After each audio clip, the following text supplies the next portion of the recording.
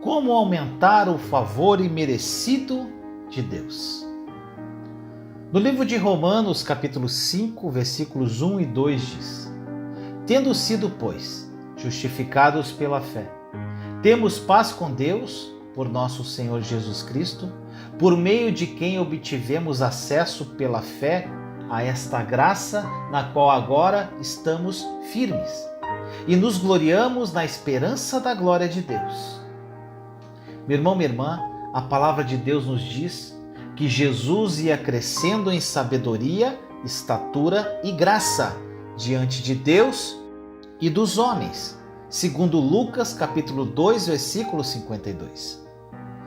Como Jesus, você pode aumentar em sabedoria e no favor imerecido de Deus. Você sabia disso? Você provavelmente notou que alguns cristãos parecem experimentar muito mais favores imerecidos do que outros. Eu acredito que isso ocorre porque esses cristãos entendem a chave para acessar o favor de Deus. Em Romanos, capítulo 5, versículo 2, explicita claramente que, por meio de quem obtivemos acesso pela fé a esta graça na qual agora estamos firmes e nos gloriamos na presença da glória de Deus.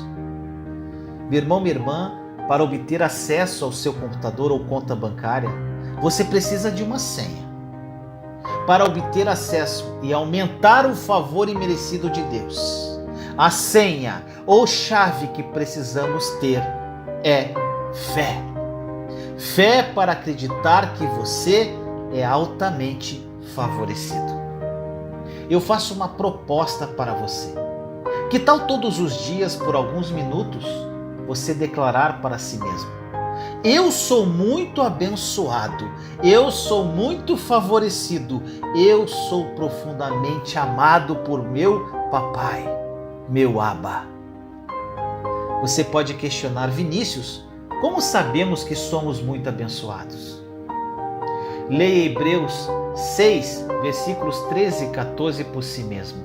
Diz assim: Quando Deus fez a sua promessa a Abraão, por não haver ninguém superior por quem jurar, jurou por si mesmo, dizendo: esteja certo de que o abençoarei e farei seus descendentes numerosos. Oh, glória!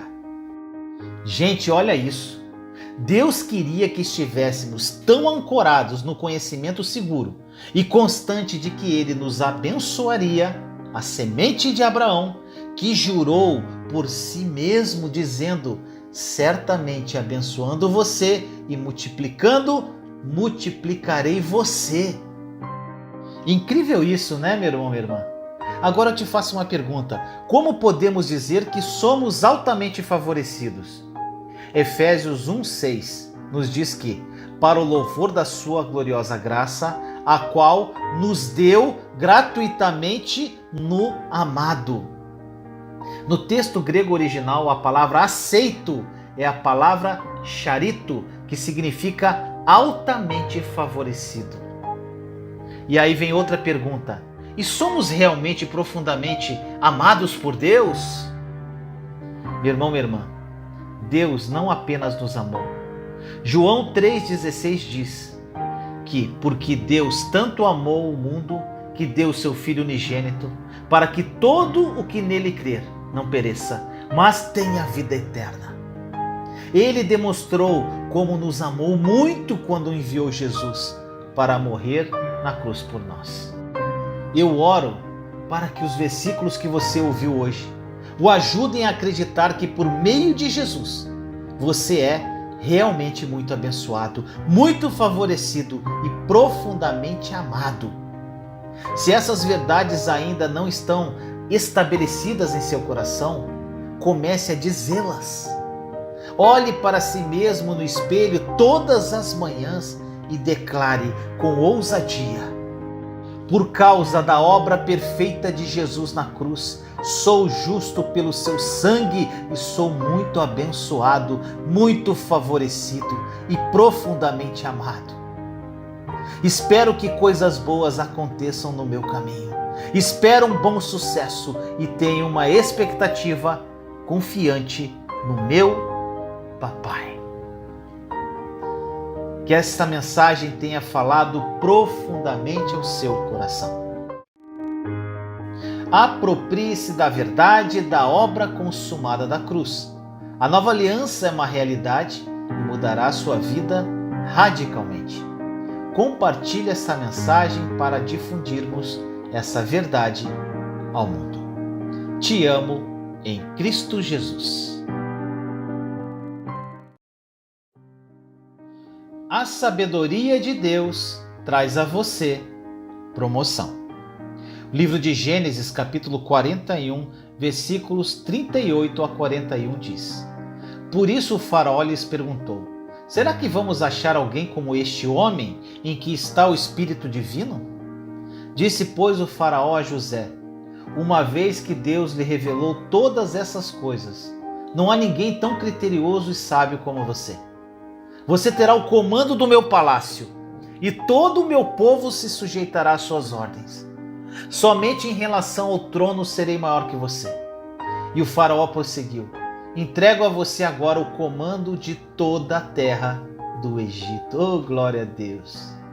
Nesta passagem maravilhosa, vemos quando o faraó viu que o Espírito de Deus estava com José e que não havia ninguém tão sábio e perspicaz como José. O faraó encarregou de todo o Egito.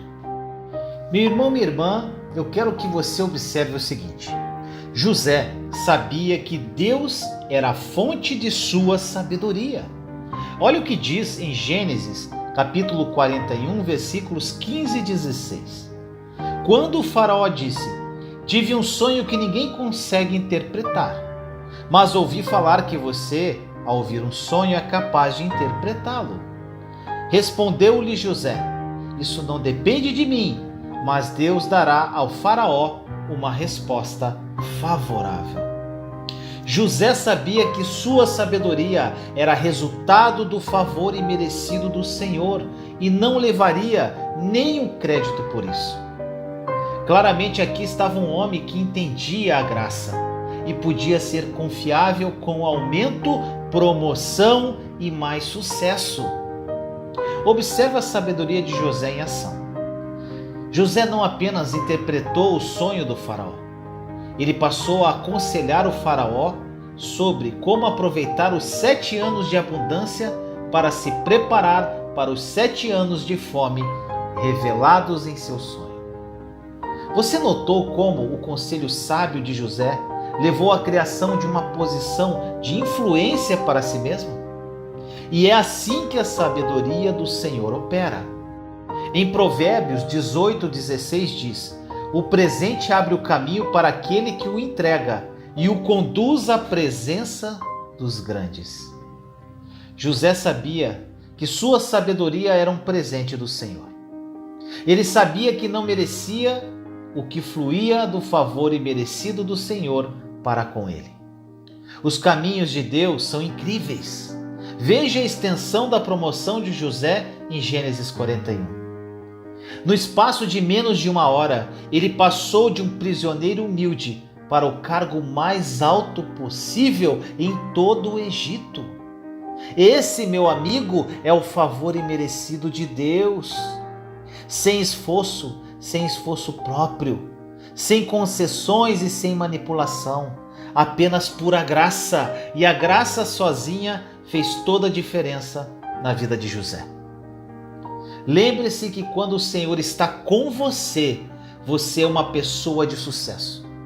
Se você se sente como se estivesse em uma prisão agora, preso em uma situação desesperadora, onde você não sabe o que fazer, meu irmão, minha irmã, peça sabedoria ao Senhor. Somente sabedoria. A Bíblia diz em Tiago, capítulo 1, versículo 5: Se algum de vocês tem falta de sabedoria, peça a Deus, que a todos dá livremente, de boa vontade, e lhe será concedida. Pedir sabedoria ao Senhor é dizer: Não posso, Pai, mas o Senhor pode. Eu desisto dos meus próprios esforços e dependo inteiramente do seu favor imerecido e sabedoria, papai. À medida que você recebe sua sabedoria, a sabedoria que vem do alto, riquezas e honra, bem como uma longa vida, o seguirão. Corra para ele agora mesmo. Que esta mensagem tenha falado profundamente ao seu coração. Aproprie-se da verdade da obra consumada da cruz. A nova aliança é uma realidade e mudará a sua vida radicalmente. Compartilhe esta mensagem para difundirmos esta verdade ao mundo. Te amo em Cristo Jesus. Tenha confiança no favor imerecido de Jesus. No livro de Ruth, capítulo 2, versículo 3 diz: Então ela foi e começou a recolher espigas atrás dos ceifeiros. Por acaso entrou justamente na parte da plantação que pertencia a Boaz, que era do clã de Elimeleque.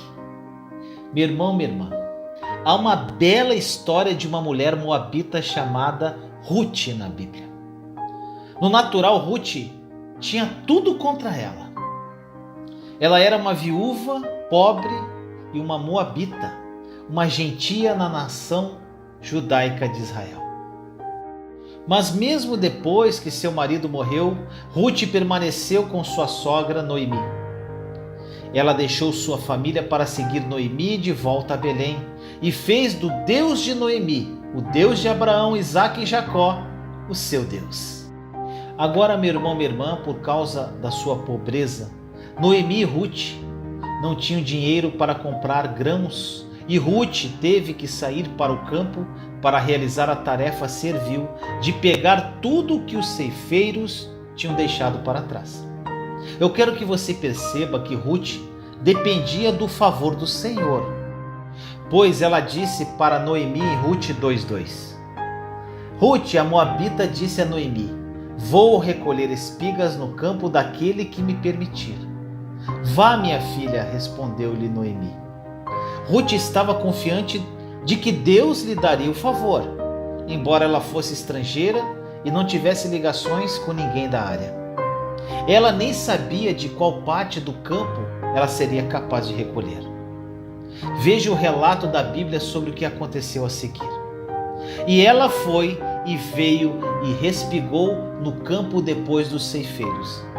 E seu acontecimento foi acender uma parte do campo pertencente a Boaz, que era da família de Elimeleque. De todos os pontos, no campo em que Ruth poderia ter vagado, por acaso, ou seja, o seu despertar, entre aspas, vamos dizer assim, que vem do inglês happy, era vir para a parte do campo que pertencia a Boaz, que era um homem de grande riqueza e que também era parente de Noemi. Meu irmão, minha irmã, a palavra happy é uma palavra inglesa antiga e significa acontecer, ou seja, estar no lugar certo. No entanto, no texto hebraico original, a raiz desta palavra é chamada de kara. Quando Ruth confiou no favor imerecido de Deus, ela fez kara, ou seja, fez acontecer, indo para a parte do campo que pertencia a Boaz. Para encurtar a história, Boaz viu Ruth, se apaixonou por ela e se casou com ela. Ruth provavelmente estava no ponto mais baixo de sua vida pouco antes de conhecer Boaz. Todos os fatores naturais estavam contra ela, mas porque ela colocou sua confiança no Senhor, que a colocou no lugar certo na hora certa, sua situação mudou completamente. Na verdade, ela se tornou uma das poucas mulheres a ser mencionada na genealogia de Jesus. Em Mateus 1,5, diz assim: Salmão gerou Boaz, cuja mãe foi Raabe. Boaz gerou Obed, cuja mãe foi Ruth. Obed gerou Jessé. Jessé era o pai de Davi. Que honra ser incluído na genealogia de Jesus Cristo. Estar no lugar certo na hora certa. A graça, meu irmão, minha irmã, faz isso. Meu irmão, minha irmã, não importa quais circunstâncias naturais possam ser contra você hoje, tenha confiança no favor imerecido de Jesus e Ele lhe dará o que eu chamo de sucesso cara. Ele fará com que você esteja posicionado no lugar certo, na hora certa, para experimentar a proteção e o sucesso dele em seus relacionamentos, carreira e finanças. Que esta mensagem tenha falado profundamente ao seu coração. Aproprie-se da verdade da obra consumada da cruz. A nova aliança é uma realidade e mudará sua vida radicalmente. Compartilhe essa mensagem para difundirmos esta verdade ao mundo. Te amo em Cristo Jesus.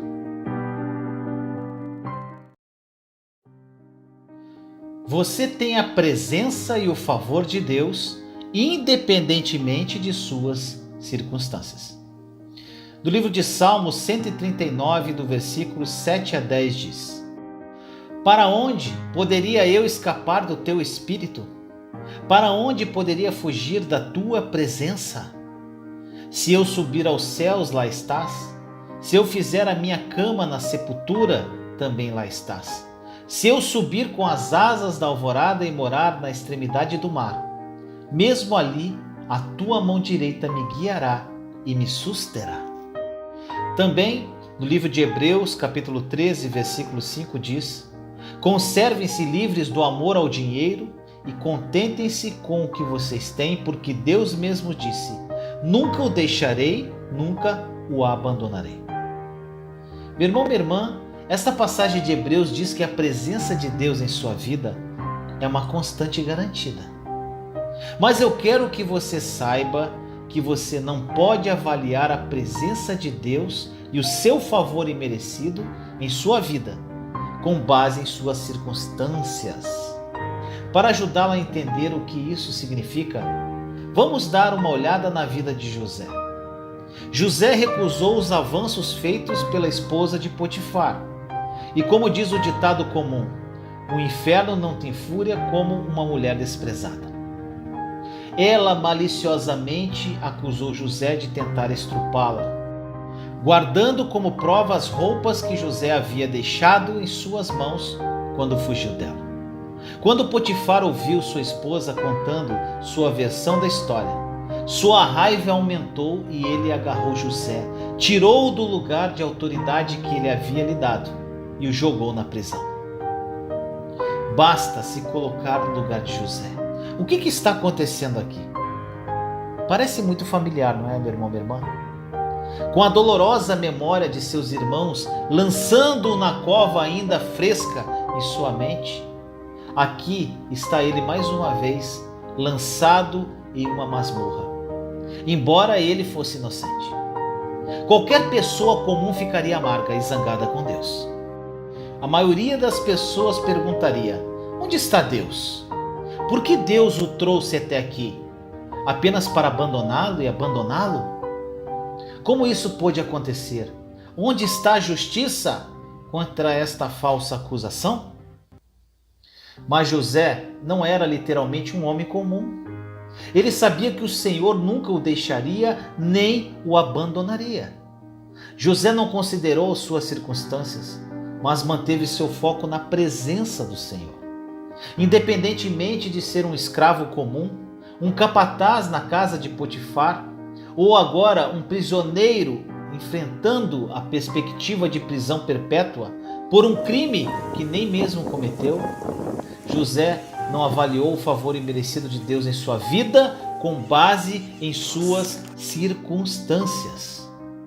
Em vez de ficar amargo, ele manteve sua esperança no Senhor. Em vez de jogar a toalha e desistir de Deus e da vida, ele manteve a confiança, sabendo que todo o seu sucesso estava embrulhado na presença do Senhor. E meu irmão, minha irmã, o Senhor o livrou.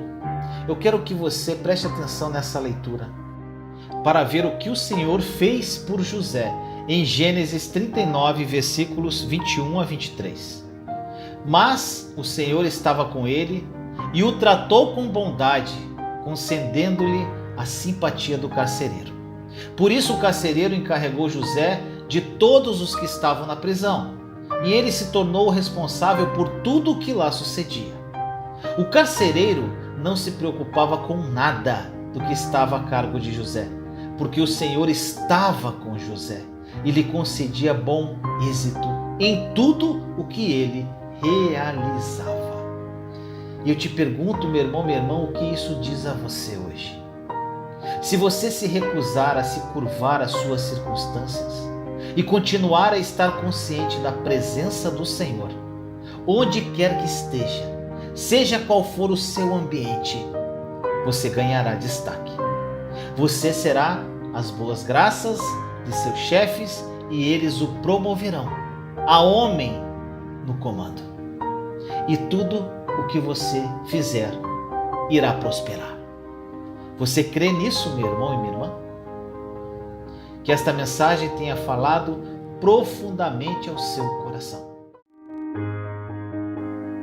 Aproprie-se da verdade da obra consumada da cruz. A nova aliança é uma realidade e mudará a sua vida radicalmente. Compartilhe esta mensagem para difundirmos esta verdade ao mundo. Te amo em Cristo Jesus.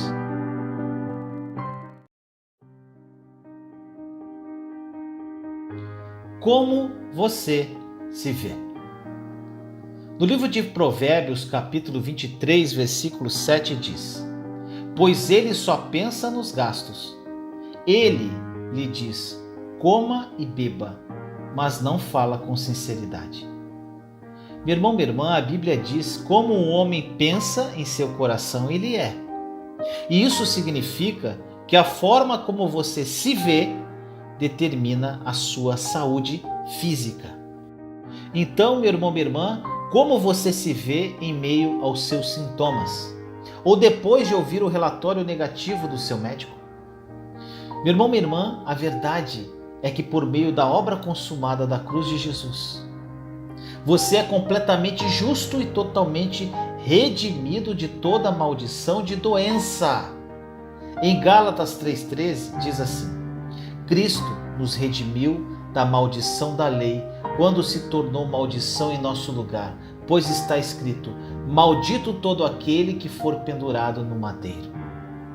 Você, meu irmão, minha irmã, é o Filho amado de Deus, por quem Jesus fez uma obra completa para salvar, para curar e para libertar.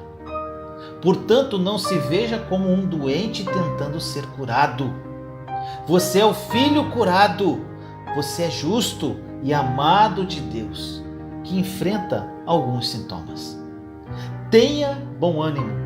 Não há doença ou condição maior do que a obra perfeita e consumada que Jesus realizou por você.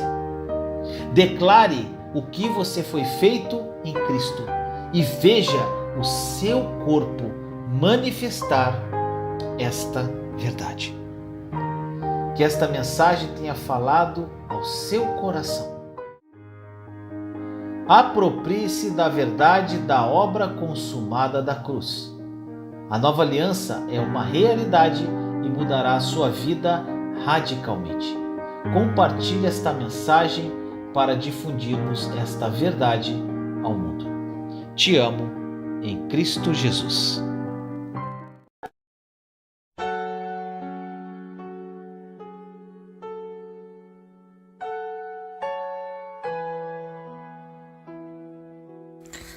Deus está te dando uma nova chance.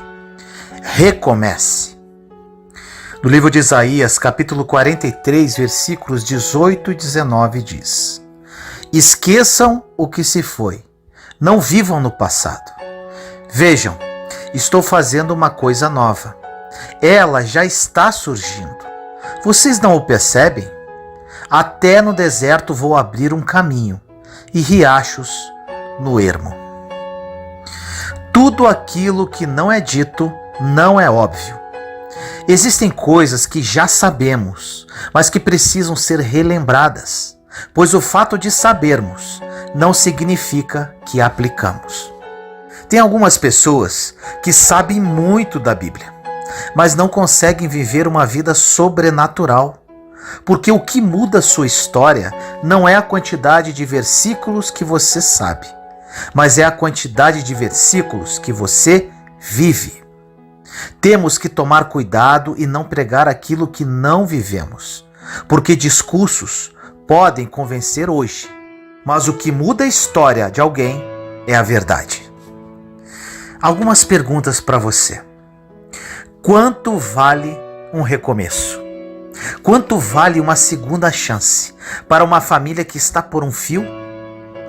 Para um casamento que está à beira do divórcio? Para um empresário que está à porta da falência? O Evangelho é a boa nova, ou seja, aqueles que eram escravos não são mais, pois em Cristo são filhos.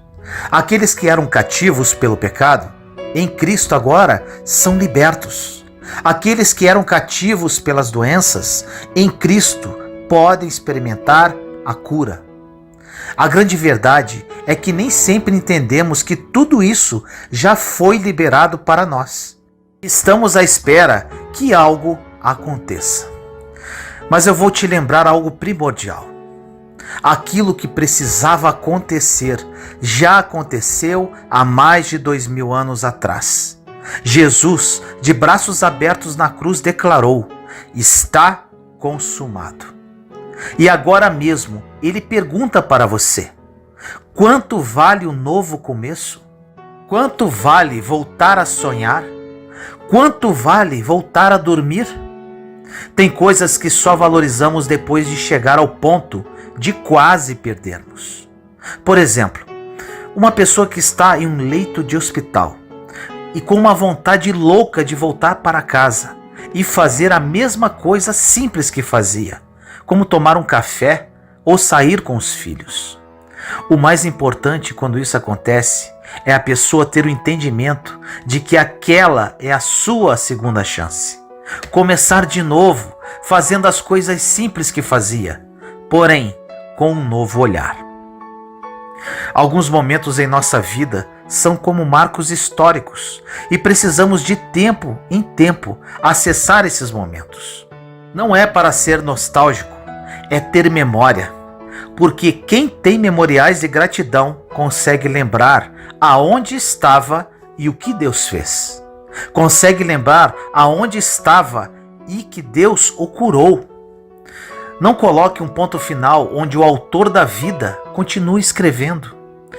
Pessoas podem dizer que você não vai conseguir se reerguer, que o seu casamento não vai conseguir ser restaurado, mas entenda que às vezes queremos saber o final da história de pessoas que nem sabem a respeito da sua própria história. Só quem sabe o final da história pode dizer para nós quando ela termina. Uma das coisas que mais tem roubado de nós a celebração por aquilo que Deus já fez é ficarmos sempre ansiosos com aquilo que ainda Ele pode fazer. Com isso, estamos sempre preocupados com aquilo que vai acontecer, a estação que ainda vai surgir. Mas entenda, já está acontecendo. Você já está vivendo algo que em algum momento parecia impossível viver. Ingratidão gera esterilidade. Se você parar para pensar em pessoas que são amargas, poderá perceber que elas são movidas por ingratidão e por isso nunca conseguem frutificar algo novo. Porque um solo que não tem gratidão não tem as vitaminas necessárias para frutificar. A gratidão é você reconhecer o que Deus fez no passado. Então você está pronto para receber o que Deus quer fazer no seu futuro. Quando Adão chega ao Éden, tudo já está estabelecido, pois Deus estabelece um ambiente antes de colocar o homem, porque Ele sempre prepara o que precisamos antes de nos colocar nessa nova estação. E quando Adão chegou lá, ele não plantou uma árvore sequer, mas todas elas estavam disponíveis para ele. Assim Deus estabeleceu um princípio. Preste atenção nisso. Quando você está com Ele, quando a sua dependência está nele, quando você está vivendo no ambiente que ele gerou para você. Primeiro você colhe do que Deus já preparou e depois você replanta. Agora, essa dinâmica muda depois que o homem cai, pois agora você vai ter que colher do suor do seu trabalho. E Deus estabelece uma nova dinâmica. Se você não plantar, não vai ter o que colher. A grande questão é que em Cristo, as realidades que o pecado roubou de nós foram restabelecidas. O problema de vivermos debaixo de uma nova aliança, sem termos consciência dela, é que podemos estar em um tempo em que Deus está se movendo de uma forma nova e estamos tentando funcionar de uma forma antiga. Como, por exemplo, ainda estamos tentando fazer por merecer aquilo que jamais mereceríamos. Ainda estamos trabalhando demais e deixando a família de lado, sendo que quem mantém a nossa casa é Deus. Quando entendemos isso, descansamos na certeza de que primeiro Deus abençoou para depois você plantar. Sem perceber, negociamos aquilo que é inegociável. Acabamos colocando preço naquilo que não tem preço. A graça não tem a ver com esforço para receber. A graça tem a ver com o favor de Deus, porque já recebemos. Isso se aplica na vida de uma maneira simples. É como entender que Ele é a nossa segurança, confiança, esperança, província. E se não fosse por Ele, não estaríamos de pé. A Bíblia diz que Ele é quem faz em nós e gera em nosso interior tanto o querer quanto o efetuar. Até a porção de fé que temos em Deus, é Ele quem nos dá. Precisamos ter consciência de que existe esse lugar de descanso, de confiança. Só que quanto mais lembramos do que Deus já fez, mais convicção temos das próximas estações. Essa gratidão aumenta à medida de que lembramos onde estávamos e onde estamos agora. Só se vive uma vez. Só existe uma vida para viver. O que você está fazendo com a única vida que tem? Essa mensagem pode ser a nossa última. E nós não devemos viver a partir de um medo do que pode acontecer, mas sim viver a partir de um entendimento do que já está acontecendo. Devemos contemplar as coisas como se fosse a última vez. Quando tomamos posse disso, conseguimos degustar o que Deus está fazendo. Às vezes nos encontramos tão infelizes, pois estamos com um modo comparativo ativado em nossas vidas. Esse modo deve ser desligado para que o modo contemplativo tome o seu lugar. Jesus não conhece quem faz, Ele conhece quem se tornou, porque você só consegue se tornar em um ambiente de intimidade. Para se tornar filho, você precisa sentar na mesa do Pai. Ficamos escandalizados com o filho pródigo, com a falta de noção dele, quando ele pega suas coisas e vai embora. Mas o pior é o filho que permanece, porque ele continua em uma perspectiva de auto-justificação. Você que é pai ou mãe, entenda que o amor que você sente pelo seu filho nem chega perto do amor de Deus por você. Esse amor que foi capaz de invadir o inferno para trazer você de volta. Deus quer fazer mais do que você imaginou, do que você pensou, do que você já penetrou em seu coração. No livro de Lucas, capítulo 17, versículos de 11 a 19 diz: A caminho de Jerusalém, Jesus passou pela divisa entre Samaria e Galiléia. Ao entrar num povoado, 10 leprosos dirigiram-se a ele.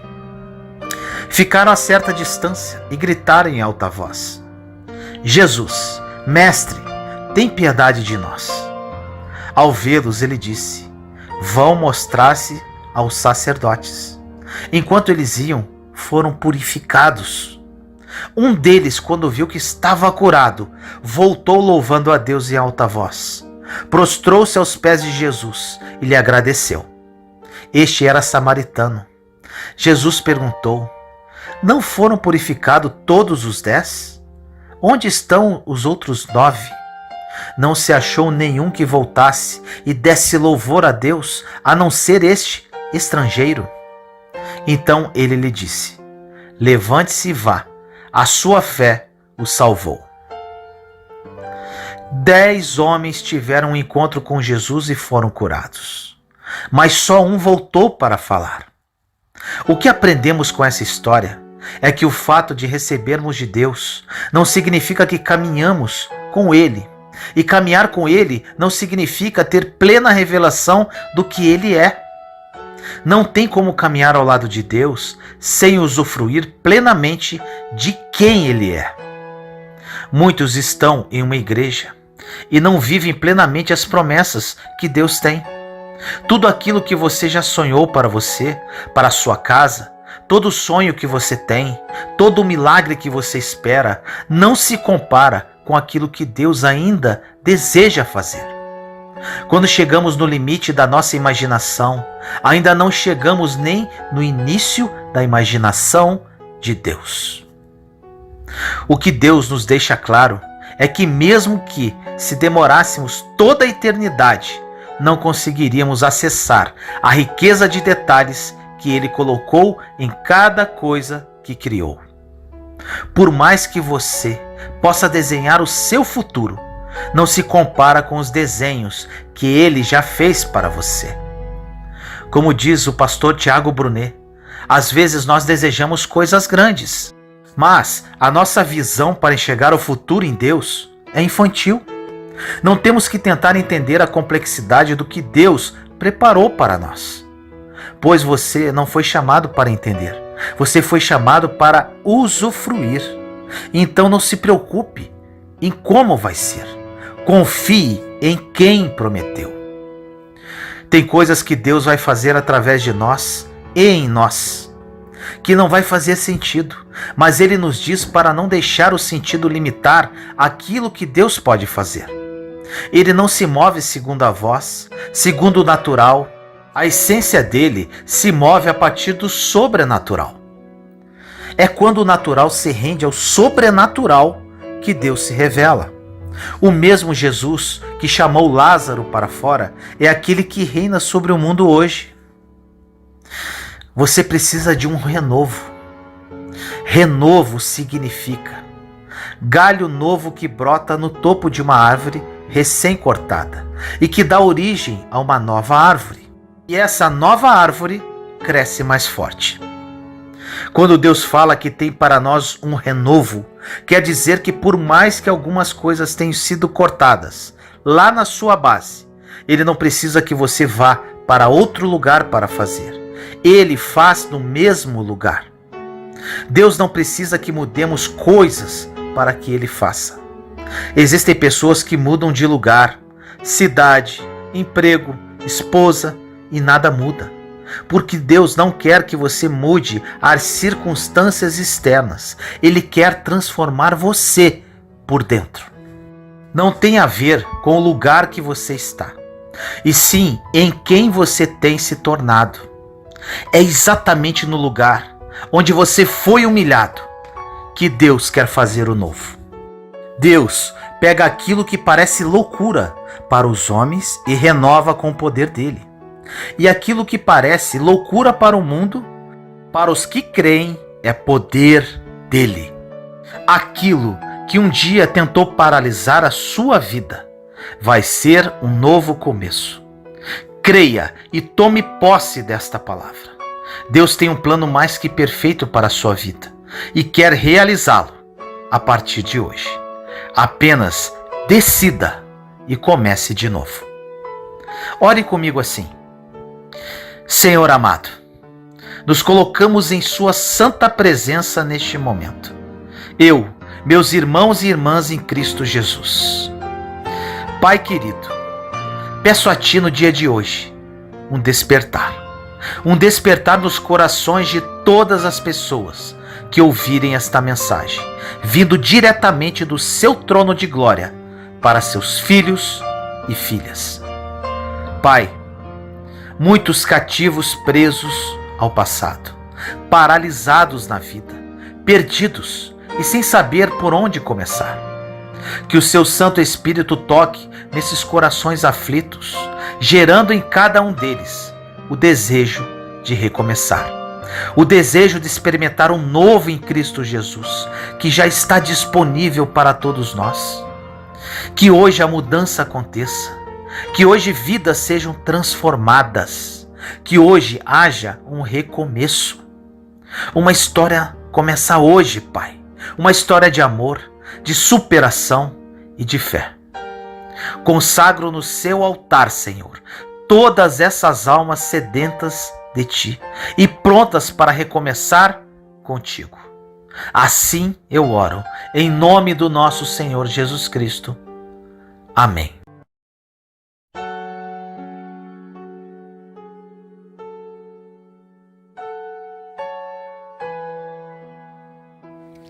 Peça sabedoria. No livro de Tiago, capítulo 1, versículos de 5 a 8 diz: E se algum de vós tem falta de sabedoria, peça a Deus, que a todos dá liberalmente e não o lança em rosto, e se-lhe-á dada. Peça, porém, com fé, não duvidando, porque o que duvida é semelhante à onda do mar, que é levado pelo vento e lançada de uma para outra parte. Não pense tal homem que receberá do Senhor alguma coisa. O homem de coração dobre é inconstante em todos os seus caminhos. Ao mencionar sabedoria, Tiago está se referindo não somente ao conhecimento, mas também à habilidade de tomar decisões sábias em circunstâncias difíceis. Sempre que precisamos de sabedoria, podemos orar a Deus e Ele generosamente proverá aquilo que precisamos. Os cristãos não têm que tatear procurando no escuro, esperando encontrar inesperadamente as respostas. Podemos pedir a sabedoria de Deus para dirigir as nossas escolhas. Sabedoria significa discernimento prático. Começa com o respeito a Deus, conduz a um viver correto e resulta em habilidade aumentada para dizer o que é certo ou errado. Deus está disposto a nos dar esta sabedoria, mas seremos incapazes de recebê-la se os nossos propósitos forem egocêntricos e não estiverem centrados em Deus. Para conhecermos qual é a vontade de Deus, precisamos ler a sua palavra e pedir que Ele nos mostre como obedecê-la. Então devemos fazer aquilo que Ele nos diz. Não devemos acreditar apenas na existência de Deus, mas também em seu cuidado amoroso. Isto inclui confiar em Deus e ter a esperança de que Ele ouvirá e responderá quando orarmos. Devemos deixar de lado a nossa atitude crítica quando viermos a Ele. Deus não concede todo pedido irrefletido ou egoísta. Devemos ter a confiança de que Deus alinhará os nossos desejos com os seus propósitos. Uma mente duvidosa não está completamente convencida de que a maneira de Deus seja a melhor. Ela trata a palavra de Deus como qualquer conselho humano e retém a opção de desobedecer. Oscila entre a submissão aos sentimentos subjetivos, às ideias do mundo e aos mandamentos de Deus. Se sua fé é nova, fraca ou relutante, lembre-se de que você pode confiar em Deus. Então, seja fiel a Ele. Para estabilizar sua mente oscilante ou duvidosa, comprometa-se sinceramente com Deus, de todo o seu coração. Se você já viu o movimento constante das enormes ondas do mar, você sabe como elas são turbulentas, sujeitas às forças do vento, da gravidade e da maré. A dúvida torna uma pessoa inquieta como as ondas turbulentas. Se você quiser deixar de ser agitado, confie em Deus para mostrar o que é melhor para a sua vida. Peça a sabedoria e confie que Ele lhe dará. Então as suas decisões serão certas e sólidas. Ore comigo assim: Senhor querido, me dê sabedoria. Venho na sua santa presença pedir habilidade sábia para saber agir com relação às circunstâncias que estou vivendo. Por vezes, tomo atitudes pautadas em minhas emoções e sentimentos. Não quero mais isso, Senhor, para a minha vida. Quero tomar decisões certas e sólidas através da orientação que venha de Ti. Quero alinhar meus desejos aos Seus propósitos. Quero fazer a Sua vontade e não a minha. Quero ser um instrumento de graça neste mundo. Quero ser um veículo de amor às pessoas. Me dê discernimento e sabedoria através do Seu Santo Espírito para realizar os desejos do Seu coração para a minha vida.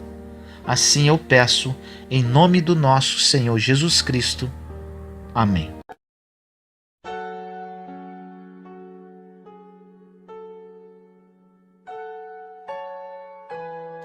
Como alcançar a tão sonhada felicidade, segundo Jesus?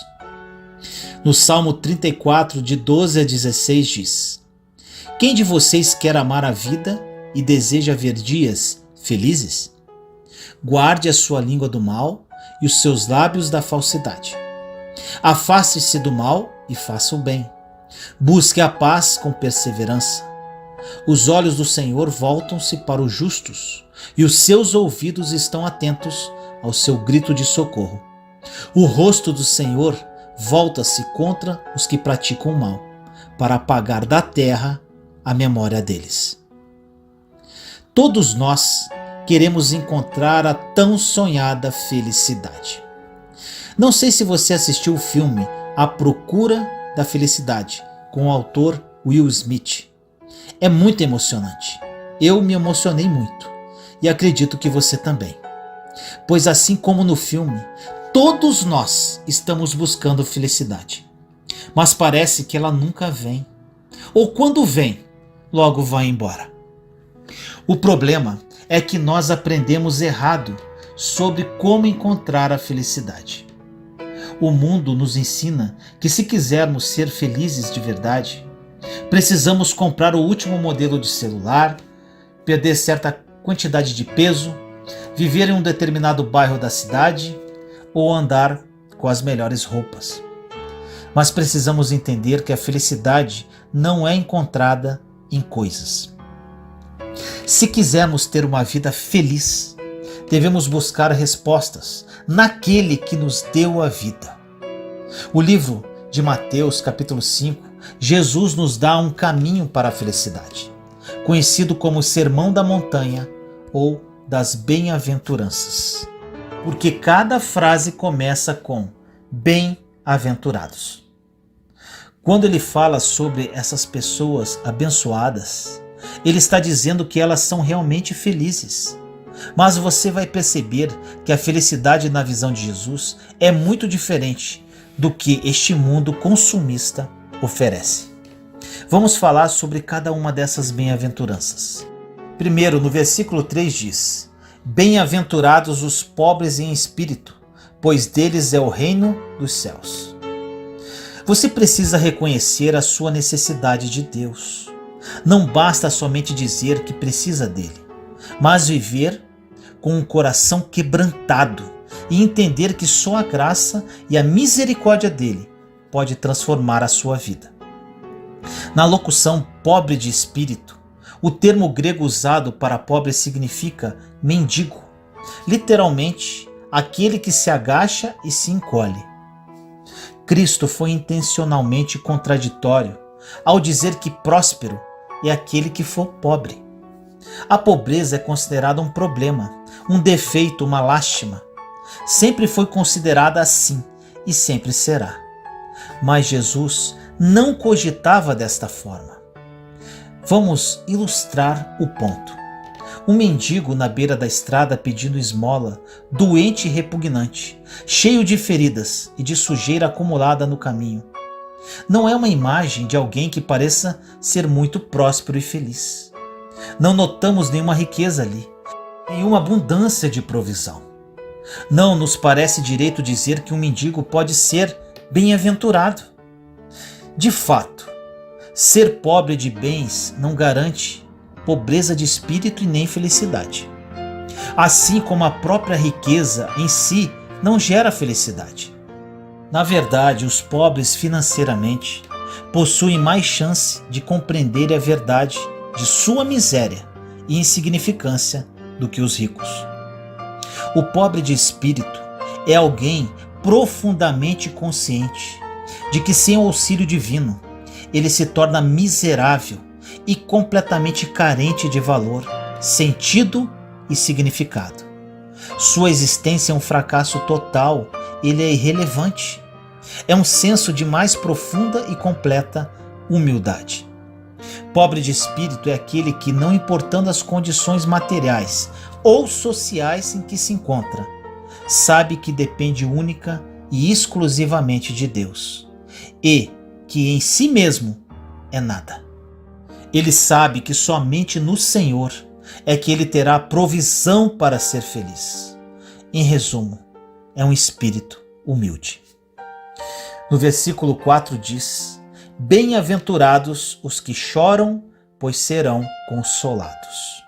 Entenda que neste mundo você sentirá dor e tristeza, mas a sua felicidade está em ser consolado por Deus. Quando estamos chorando, podemos estar sofrendo com problemas, magoados, perdemos um relacionamento, um emprego, ou às vezes nos decepcionamos com pessoas que amamos. Na verdade, existem várias formas para que sejamos magoados ou feridos. Quando estamos tristes e choramos, somos abençoados, porque segundo a Bíblia somos consolados pelo Senhor.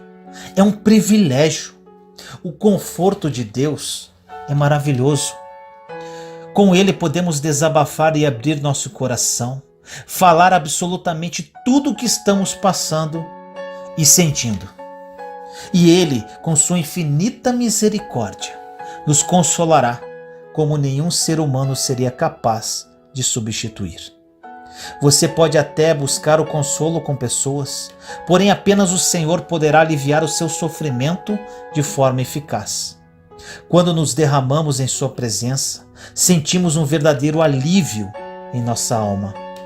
O Senhor quer essa intimidade conosco. Ele é o Deus Todo-Poderoso, mas ao mesmo tempo é um Pai amoroso e misericordioso. Ele nos consola com seu amor incondicional. Chorar é uma forma de expressar o que sentimos. Choramos quando nos sentimos tristes, desanimados, frustrados, arrependidos, com dor. Chorar não é errado. Quando uma coisa nos entristece, chorar é a resposta natural. Muitas pessoas na Bíblia, incluindo Jesus, choraram. Deus consolará quem chora. O choro não durará para sempre. A alegria voltará.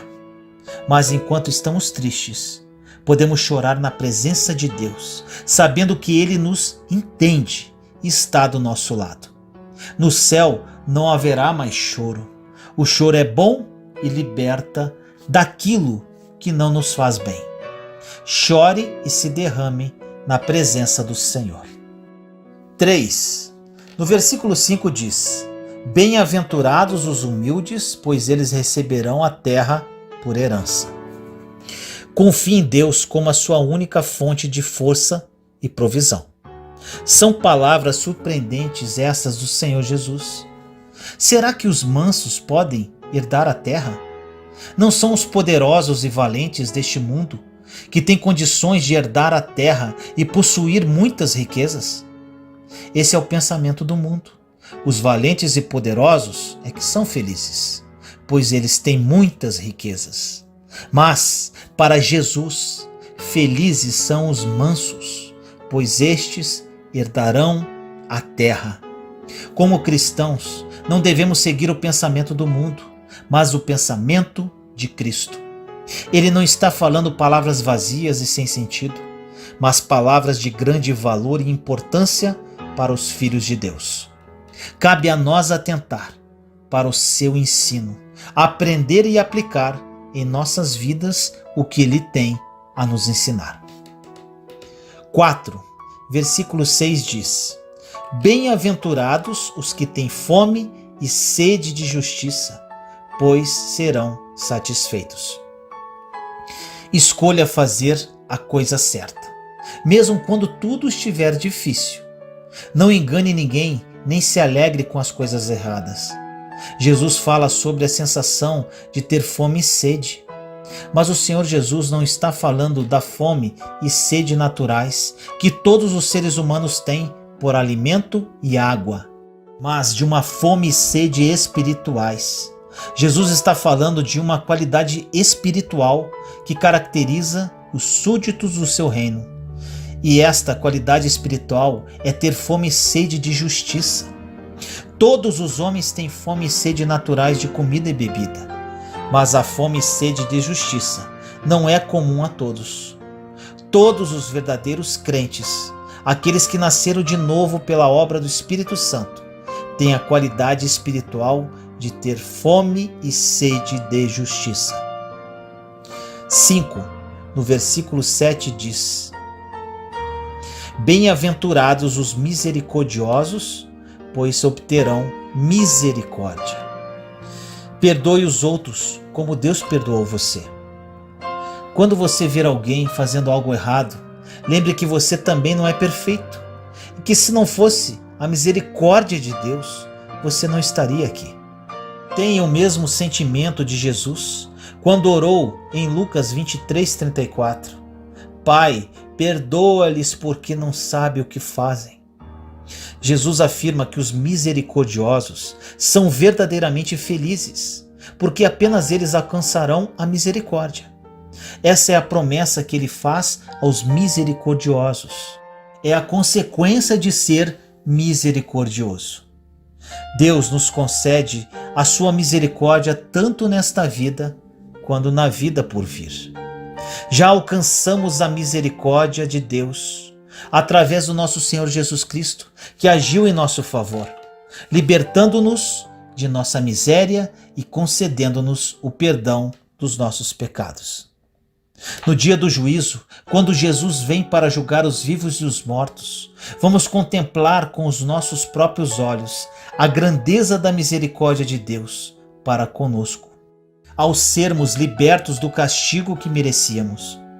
Veremos os ímpios serem castigados eternamente e nós livres para viver com Cristo.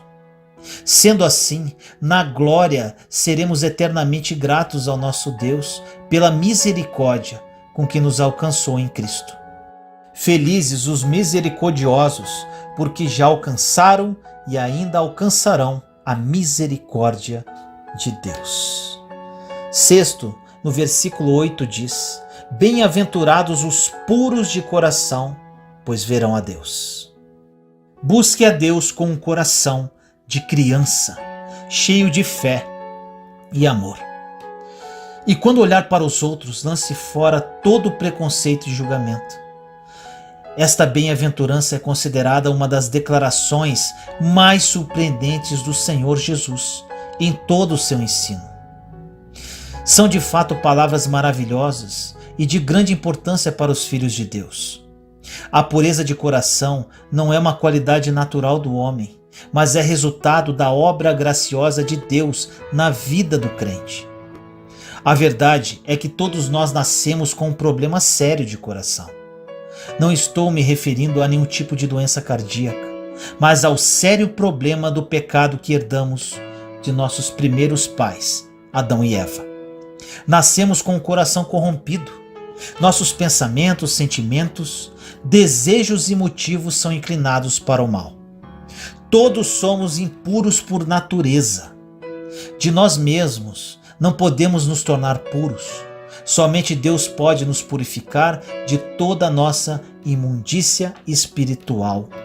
Davi reconheceu isso quando fez a seguinte oração a Deus. Em Salmo 51:10. Cria em mim, ó Deus, um coração puro. E Deus purifica o nosso coração por sua graça mediante a obra de Cristo e do Espírito Santo. O sangue de Jesus derramado na cruz nos purifica de todo o pecado. 1 João 1,7. O Espírito de Deus nos dá um coração novo e puro, a fim de vivermos não mais mergulhados na impureza em que nascemos, mas sim em pureza e novidade de vida diante de Deus e do próximo. Não quer dizer que já somos totalmente puros e perfeitos e que não podemos mais pecar nesta vida.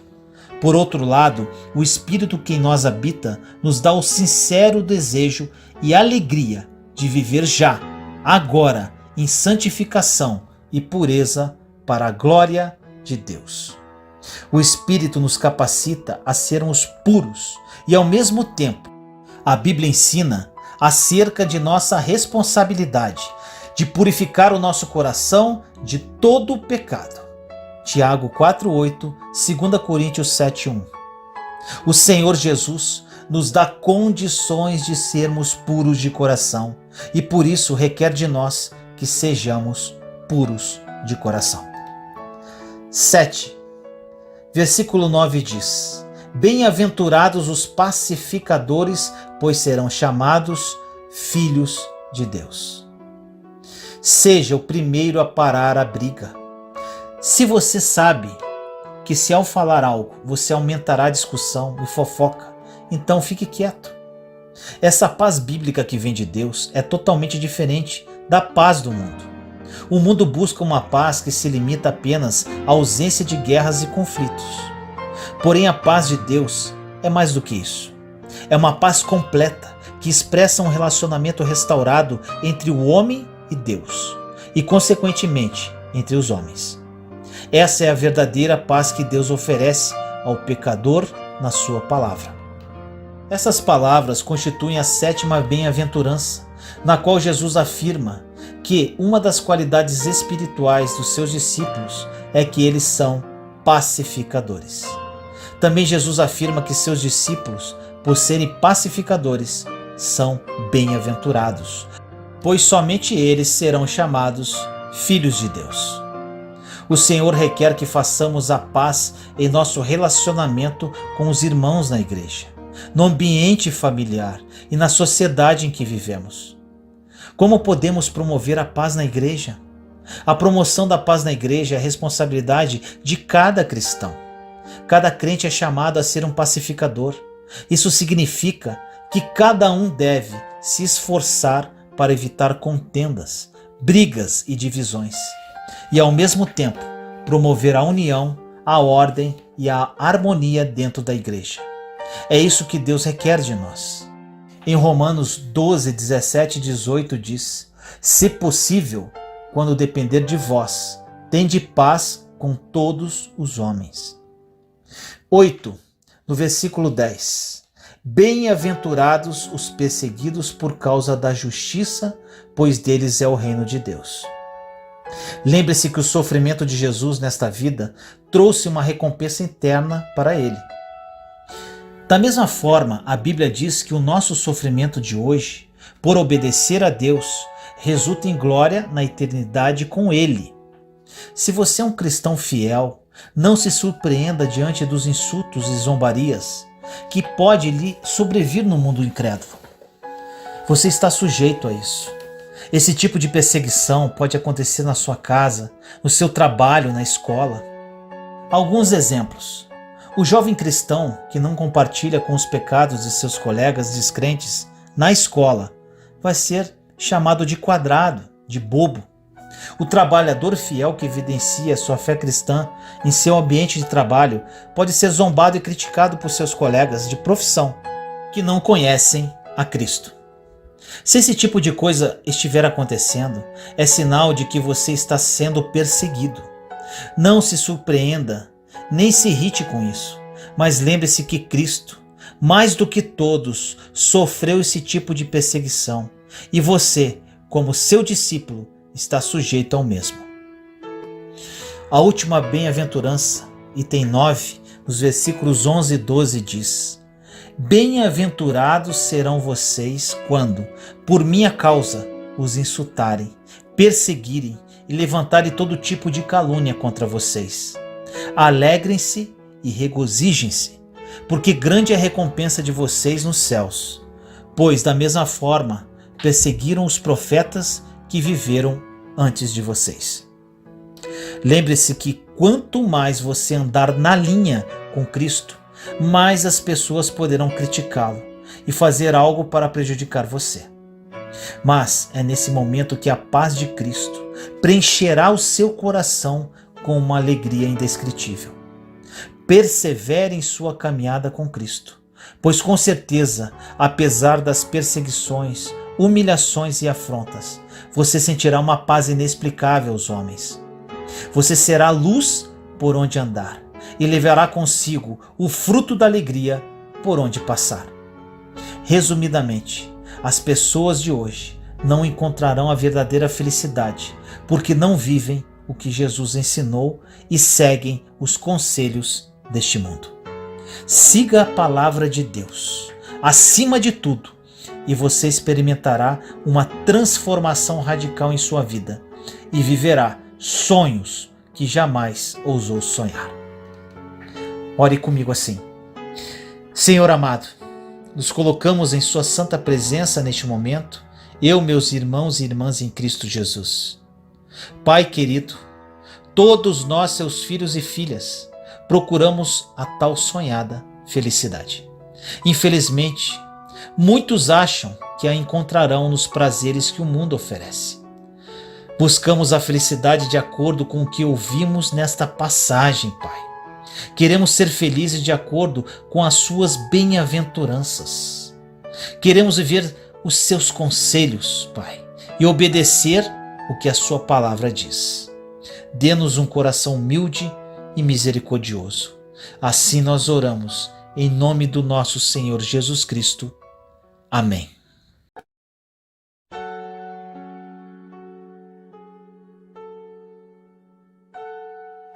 No próximo ano, não cometa esses pecados. Eles são abomináveis. No livro de Provérbios, capítulo 6, versículos 16 a 19 diz: Há 6 coisas que o Senhor odeia, 7 coisas que ele detesta: olhos altivos, língua mentirosa, mãos que derramam sangue inocente, coração que traça planos perversos, pés que apressam para fazer o mal, testemunha falsa que espalha mentiras, e aquele que provoca discórdia entre irmãos. O livro de Provérbios nos traz uma série de instruções e advertências que nos mostram de forma muito clara e objetiva o que Deus espera de cada um de nós. E conforme o escritor nos revela, o caminho que devemos seguir também aponta as atitudes que devemos evitar e os pecados que Deus odeia que pratiquemos.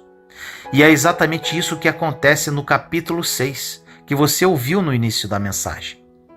Nesses versículos, o rei Salomão nos revela 7 pecados que o Senhor odeia e que devemos tirar de nossas vidas, caso queiramos ter um relacionamento íntimo com Ele. Por isso, eu vou te mostrar que nenhum de nós está livre de cometer algum desses erros. Vamos falar sobre esses pecados pontualmente. O primeiro pecado, que diz no versículo: olhos altivos. Ter olhos altivos significa ser soberbo, orgulhoso, se achar melhor que as outras pessoas por qualquer motivo que seja. Esse é um pecado tão perigoso que a Bíblia diz que ele leva à ruína e à queda. Provérbios 16, 18. É impressionante ver tantos cristãos que só porque vão à igreja e conhecem a palavra de Deus, acham que podem apontar o dedo e condenar, como faziam os religiosos na época de Jesus. Certa vez, Cristo contou uma parábola em que um fariseu se achava tão superior que ele dizia em suas orações: Deus, obrigado porque eu não sou como as outras pessoas. Enquanto isso, um cobrador de impostos orava a Deus humildemente, pedindo misericórdia. No final da história, o religioso que tinha os olhos altivos foi rejeitado pelo Senhor, e o outro homem foi aceito, porque reconheceu que sem Deus ele não era nada. Então Jesus termina a parábola citando a famosa frase: porque todo o que se exalta será humilhado, mas o que se humilha será exaltado. Lucas 18:4. O segundo pecado é a língua mentirosa. O cristão deve ser conhecido como um povo que vive na verdade e luta por ela, custe o que custar. Por isso devemos fugir de todas as formas de mentira. Caso contrário, estaremos fazendo a vontade do inimigo. Veja o que Jesus disse aos mentirosos em João 8,44. Vocês pertencem ao pai de vocês, o diabo, e querem realizar o desejo dele. Ele foi homicida desde o princípio e não se apegou à verdade, pois não há verdade nele. Quando mente, fala a sua própria língua, pois é mentiroso e pai da mentira. Muitas vezes queremos mostrar aos outros aquilo que não somos e por isso mentimos. Outras vezes queremos esconder de alguém algo errado que estamos fazendo e ocultamos a verdade. O problema é que se você repete uma mentira várias vezes, você pode começar a acreditar nela. Então tome cuidado ao dizer certas coisas que não são verdade e que não estão alinhadas com a palavra de Deus. O que você precisa, na verdade, é mudar o seu coração, porque Jesus disse que a boca fala do que o coração está cheio. Mateus 12:34. Então peça ao Senhor que transforme a sua vida a partir de hoje. O terceiro pecado é mãos que derramam sangue inocente. Quando se fala em derramar sangue inocente, logo pensamos em crimes de assassinato. E é verdade que tirar a vida de outra pessoa é algo gravíssimo, pois a vida é um dom divino e ninguém tem o direito de destruí-la. Mas esse pecado vai além de causar a morte de alguém. Ele também trata de agressões físicas. Quantos maridos aparentam ser homens bons dentro da igreja, mas quando estão em casa, se transformam e são violentos com suas esposas e filhos? Deus odeia isso. Todos nós conhecemos o mandamento: não matarás. Porém, quando Jesus estava no Monte das Oliveiras, ele ensinou a essência dessa ordem. E disse algo interessante em Mateus 5, versículos 21 e 22, que diz: Vocês ouviram o que foi dito aos seus antepassados: não matarás. E quem matar estará sujeito a julgamento. Mas eu lhes digo que qualquer que se irar contra seu irmão estará sujeito a julgamento. Também qualquer que disser a seu irmão, racá, será levado ao tribunal. E qualquer que disser, louco, corre o risco de ir para o fogo do inferno. Jesus afirmou que o assassinato também pode estar nas nossas palavras e emoções. Só pelo fato de guardarmos ódio no coração contra alguém, já significa que estamos desobedecendo o sexto mandamento. Como disse o apóstolo João, em 1 João 3,15, todo aquele que odeia seu irmão é assassino. Que Deus nos capacite a respeitarmos a vida e amarmos as pessoas, inclusive os nossos inimigos. O quarto pecado, o coração que traça planos perversos. Quando Satanás lança uma semente do mal contra nós, ela pode se instalar em nosso coração. Por isso devemos protegê-lo e não permitir que essa semente brote e gere frutos amargos. Porque Deus não se agrada das pessoas que têm um coração mau, onde só há intenções ruins, como o rancor, o ódio, a inveja, o desejo de vingança, entre outros sentimentos. Então, tome muito cuidado. Em outro provérbio, Salomão escreveu: acima de tudo, guarde o seu coração, pois dele depende toda a sua vida. Provérbios 4:23. E como devemos proteger o nosso coração do mal? Guardando a palavra de Deus nele. Isso significa obedecer e seguir os seus mandamentos. A Bíblia diz que o coração deve ser ocupado com tudo o que é verdadeiro, que for nobre, correto, puro, amável, de boa fama, excelente ou digno de louvor. Filipenses 4:8. Por isso, tome cuidado com as más amizades que estão sempre planejando fazer o que é errado. Busque andar com pessoas tementes a Deus e que nunca te levaria para maus caminhos. Não é por acaso que a Bíblia diz em 1 Coríntios 15:33: não se deixem enganar, as más companhias corrompem os bons costumes. O quinto pecado é pés que se apressam para fazer o mal. Pés apressados em fazer o mal se refere a pessoas que vivem querendo praticar o mal. Parece que estão sempre querendo passar alguém para trás, dar o calote, se aproveitar da bondade dos outros. Porém, o rei Salomão disse que quem permanece na justiça viverá, mas quem sai em busca do mal corre para a morte. Provérbios 11:19. Ou seja, quem faz o mal está cavando o próprio buraco. Existem muitas pessoas que se dizem cristãs, que são mal pagadores, não honram seus compromissos e prejudicam os outros de todas as formas, achando que não haverá consequências. Mas estão completamente enganados, porque Deus é amor, mas também é justiça. E não podemos esquecer que fazer o mal também está relacionado com o pecado. Muitas vezes nós ficamos pensando em maneiras de pecar e satisfazer nossos desejos.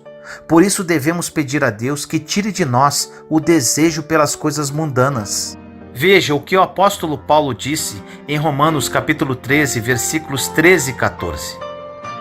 Comportemo-nos com decência, como quem age à luz do dia, não em orgias e bebedeiras, não em imoralidade sexual e depravação, não em desavença e inveja.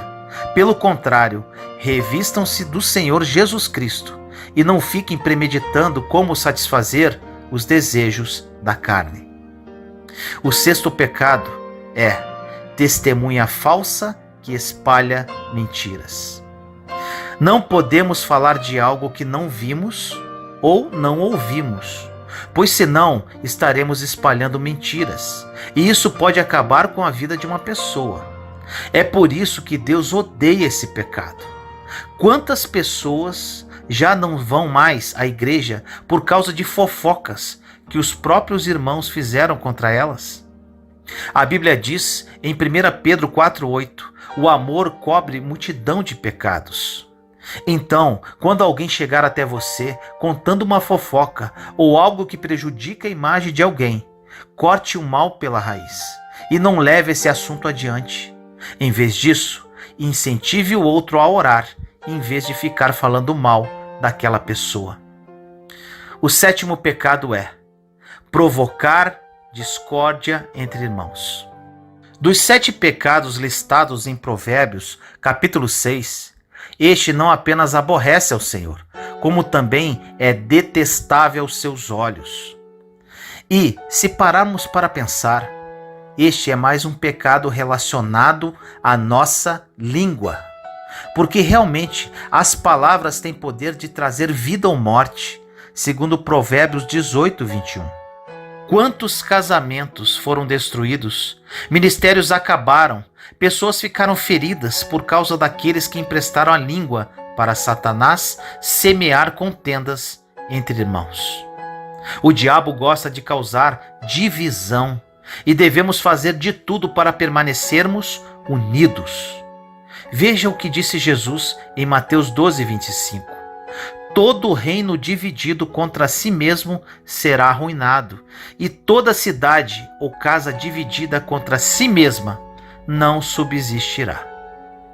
Isso quer dizer que a destruição de um lar e de um ministério começa pelas brigas, discórdias e desunião. Então, vamos vigiar e pedir a Deus que nos livre de todo o mal. Estes são os 7 pecados que desagradam a Deus e que não podem ser praticados por nós de maneira alguma. Caso contrário, sofreremos as consequências da nossa desobediência. Ore comigo assim: Pai amado, nos colocamos em sua santa presença, eu, meus irmãos e irmãs em Cristo Jesus. Senhor querido, aprendemos no dia de hoje sobre os pecados que o Senhor detesta e abomina. Muitos de nós erramos e pedimos humildemente perdão. Não queremos magoar o seu coração, Pai. Que o Espírito Santo nos alerte caso estejamos cometendo tais pecados ou prestes a cometer. Queremos, Senhor, viver segundo a sua vontade e não segundo os nossos próprios desejos. Queremos estar sempre perto do seu coração. Sabemos que se cometermos esses pecados, sofreremos as consequências. Ajude-nos, Pai, nos dê a graça e discernimento para andarmos segundo os seus caminhos. Assim nós oramos, em nome do nosso Senhor Jesus Cristo. Amém.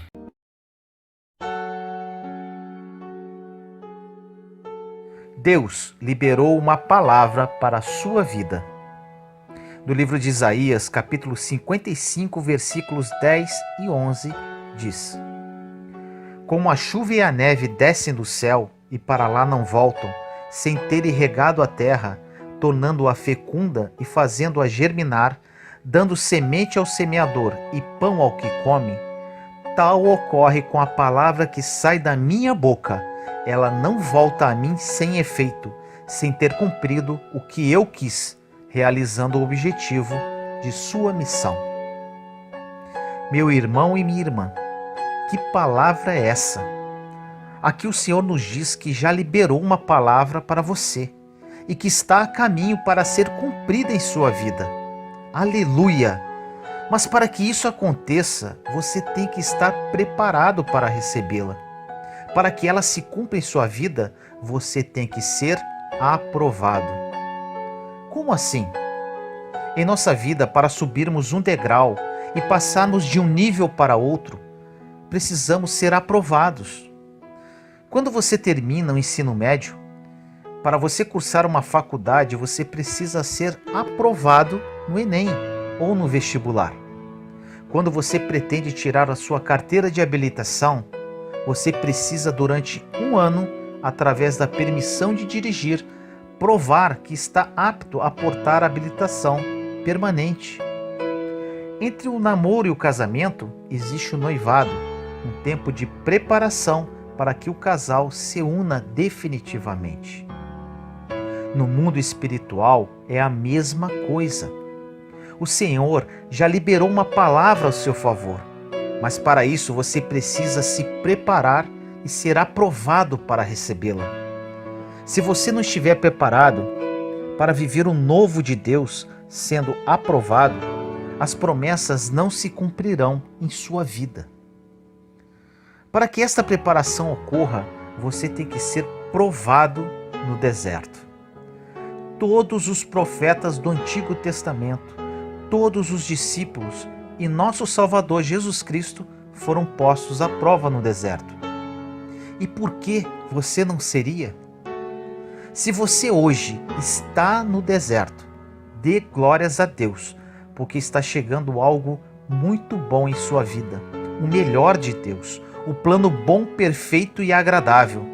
O deserto não é ruim, por mais doloroso que seja. No deserto, temos a possibilidade de criar relacionamento e intimidade com o Senhor. É onde nosso caráter é moldado.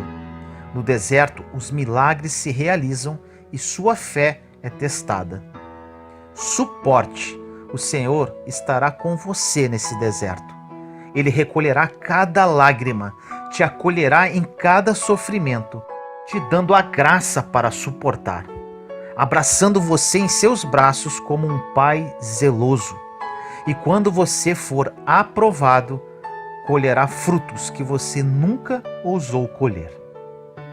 Ore comigo assim: Senhor, na sua palavra diz que quando o Senhor libera uma palavra sobre a minha vida, ela não volta para ti, até que seja cumprida.